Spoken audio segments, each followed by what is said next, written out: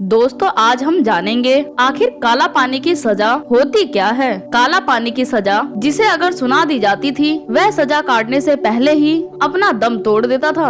मुजरिम सोचते थे उन्हें फांसी मिल जाए लेकिन काले पानी की सजा न हो। तो आखिर क्या थी और कैसे दी जाती थी काला पानी की सजा जिसने मुजरिमों के दिलों में अपनी दहशत जमा रखी थी। तो दोस्तों काला पानी की सजा आजादी से पहले भारतीयों पर अंग्रेजों द्वारा किया गया वो कड़वा सच है जो हमें आज तक भी अंदर से हिला देता है। क्योंकि जब भारत अंग्रेजों का गुलाम था तब फांसी से भी खतरनाक काला पानी की सजा को माना जाता था। दोस्तों मैं आपको बता दूं कि काला पानी अंडमान और निकोबार आइसलैंड में बसे सेल्यूलर जेल को कहा जाता है। इस जेल को अंग्रेजों ने बनवाया था। जो भी भारतीय भारत की आजादी की आवाज उठाता या क्रांति लाने की कोशिश करता उन्हें अंग्रेज इसी जेल में बंद करके यातनाएं देते थे। साल 1857 में भारतीय नागरिकों में क्रांति की ज्वाला भड़कने लगी थी, जिसके बाद ऐसे बहुत से भारतीय सामने आने लगे जो हिंदुस्तान को आजादी दिलाने के लिए अपनी जान तक देने को तैयार थे। ऐसे में अंग्रेजों ने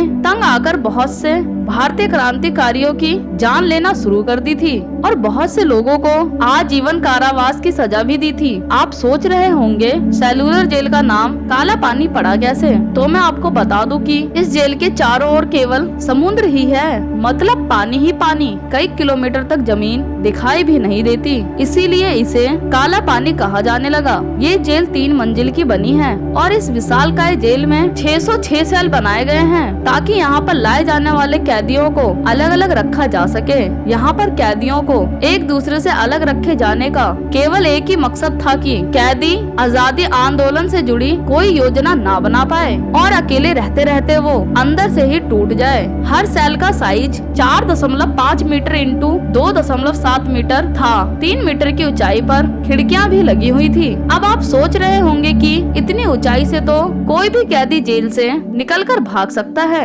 लेकिन मैंने आपको पहले ही बताया था कि इस जेल के चारों ओर केवल पानी ही पानी था, जिसके कारण कोई भाग के जाता भी तो कहाँ जाता। इसके बावजूद भी कुछ कैदियों ने यहाँ से भागने की कोशिश करी लेकिन वो कामयाब नहीं हो सके। यहाँ एक बार 200 कैदियों ने भागने की कोशिश करी थी लेकिन उन्हें पकड़ लिया गया। कुछ ने यहाँ की यातनाओं के चलते आत्महत्या कर ली थी। तो जेलर वॉकर ने जेल से भागने के जुर्म में 87 लोगों को फांसी पर लटका दिया था। सेल्यूलर जेल का मुख्य भवन लाल ईंटों से बना है, जिन्हें बर्मा से अंग्रेजों ने यहाँ मंगवाया था और बर्मा को आज म्यांमार के नाम से जाना जाता है। और 1906 में इस जेल का काम पूरा हुआ था। इस जेल में बंद क्रांतिकारियों पर बहुत जुर्म होते थे। हर एक कैदी को कोलू के बैल की तरह 13.5 किलो नारियल और सरसों को कोलू में पैरना होता था। अगर कोई ऐसा नहीं कर पाता था तो उन्हें कोड़ों से बुरी तरह मारा जाता था और कई सालों तक बेड़ियों में जकड़ देते थे। यहाँ पर लाए गए कैदियों को पिसाई मिल पर कई घंटों लगातार काम करना होता था।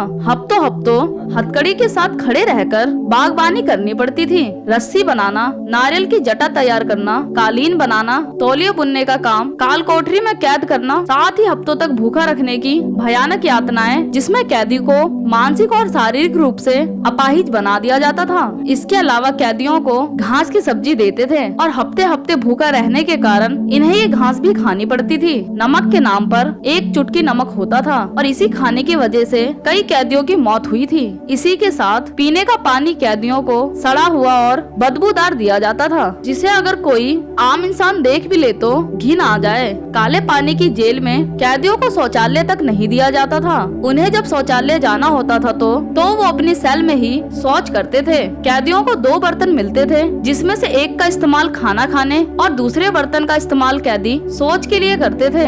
जब भी कैदी सेल से बाहर आते तो उस बर्तन को साफ करके दोबारा प्रयोग करते। सोने के लिए ना तो बिस्तर था, ना रजाई, ना कंबल। मौसम चाहे जो भी रहे उन्हें जमीन पर ही सोना होता था। जब कोई कैदी किसी चीज की मांग करता तो उसे इतनी बुरी तरह से मारा जाता था जिसकी कल्पना आप और हम नहीं कर सकते। लेकिन ब्रिटिश सरकार को इससे कोई लेना नहीं था। एक जानकारी के अनुसार सिर्फ भारतीय कैदी ही यहाँ नहीं लाए गए थे, बल्कि दूसरे देशों के कैदी भी यहाँ पर कैद थे। सेकेंड वर्ल्ड वॉर के दौरान जापानी शासकों ने इस जेल पर कब्जा किया और अंग्रेजों को ही सेल्यूलर जेल में बंद कर दिया था। लेकिन 1945 में अंग्रेजों ने इस जेल पर फिर से कब्जा कर लिया था। काला पानी की सजा काटने वालों में बटुकेश्वर दत्त, विनायक दामोदर सावरकर, बाबूराव सावरकर, सोहन सिंह, मौलाना अहमदुल्ला, मौलवी अब्दुल रहीम सादिकपुरी, मौलाना फजरे हक हैदराबादी, एस चंद्र चटर्जी, डॉक्टर दीवान सिंह, योगेंद्र शुक्ला, वमन राव जोशी और गोपाल भाई परमानंद जैसे कई नाम शामिल थे। भारत को आजादी दिलाने के बाद इस जेल की 2 शाखाओं को ध्वस्त किया गया। बाकी बची 3 शाखाओं और मुख्य भवन को राष्ट्रीय स्मारक घोषित करा गया।